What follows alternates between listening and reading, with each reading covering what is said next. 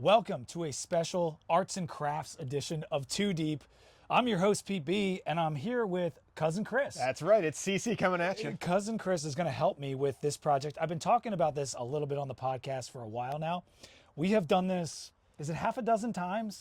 At least. I think we may have done it close to a decade ago, the very first time we've done it, maybe 5 or 6 times since then, always with a little bit of a different flair, some carvings for the season. And you'll notice that this pumpkin is a giant one. And today we are going to make our own pumpkin beer. Now, it's a little janky.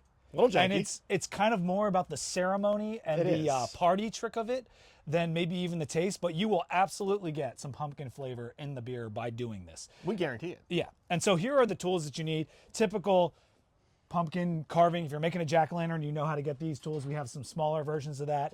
The biggest thing you're going to need is the spigot. With this, you can go to any hardware store. There are a lot of ways to skin this cat. This is just like a typical hose spigot. And then this is the piece, kind of a rubber flange that we'll carve a hole, get this in the side of the pumpkin so we can open it up and pour out the beer. Obviously, spoons to dig it out. And one of the things you're going to need the most, a good beer. I kind of recommend a dark beer. I think the first time we did this, it was Yinling, right? I think so. And we were surprised how good it tastes. It tastes nice. It picks up the pumpkin flavor just like you'd expect from pouring a bunch of beers inside a pumpkin. Yeah, and so today, though, we're going to use Negro Modelo.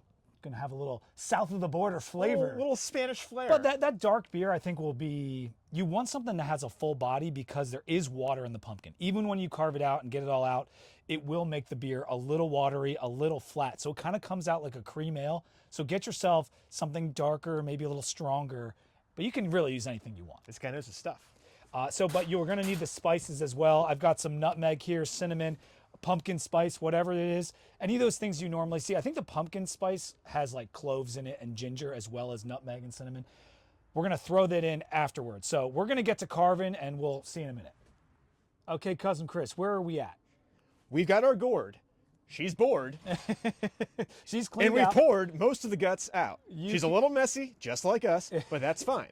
Now we're coming to the nuts and bolts of the operation quite literally. We got to put this spigot, this flange, into this pumpkin, and she's got to be beer tight. And you only get one shot at this. Luckily, you're a trained and seasoned and employed engineer. That is true. Thank you, Virginia Tech, for my engineering degree. This flange has to go in here, and it's got to be pretty tight. So you want to make sure whatever hole you're cutting in the bottom here, so it can come out via gravity, is just smaller than whatever size of flange that you have. So this is the tiniest hole of opportunity.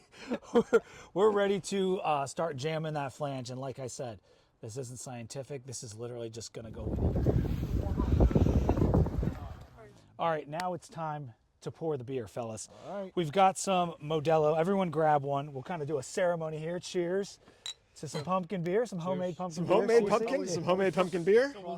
Add the beer, and then we're going to put in some spices. The spices are key because you will get flavor from the pumpkin. Put a little spice in before the last beer. Yeah. We got to get some.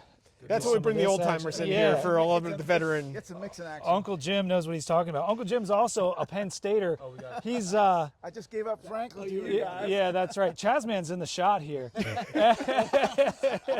me or hate me in about 3 years. Well, you know what? What did you say about Franklin? You said I said if there was 10 criteria that I would grade Franklin on, I would give him check marks plus on 9 of them. 9 out of 10. The 10th one is the one that always killed us, particularly the last few years, where his in-game decisions, he and his staff, pardon me, they sucked. Yeah. They gave up.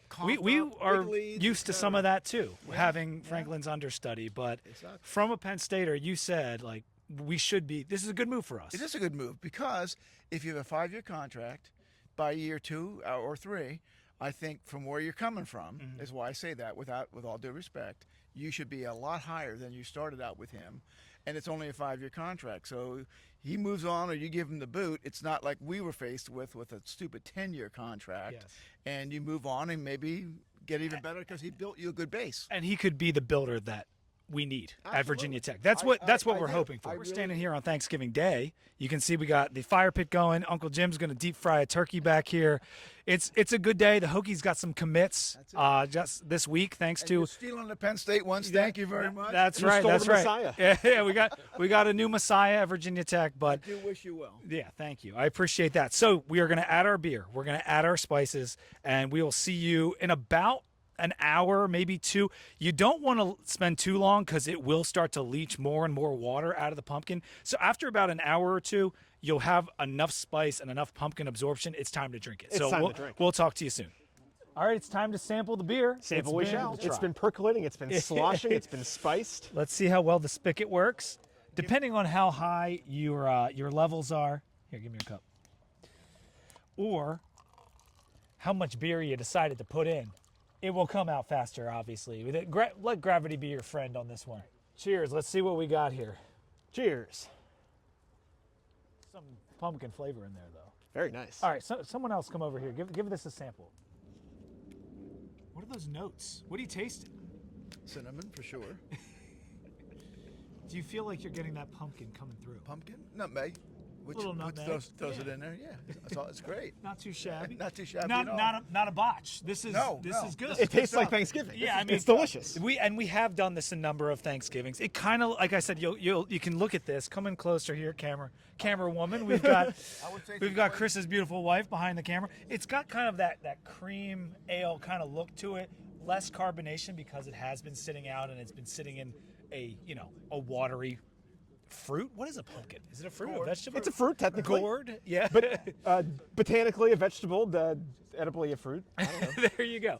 Well, the beer's good. I actually thought that was one of our better batches. The Negro is a nice pairing with the pumpkin. Unexpected for the holidays here in America, but it works. We're a melting pot, a melting gourd. And this is our first ever, like I said earlier, arts and crafts version of Too Deep.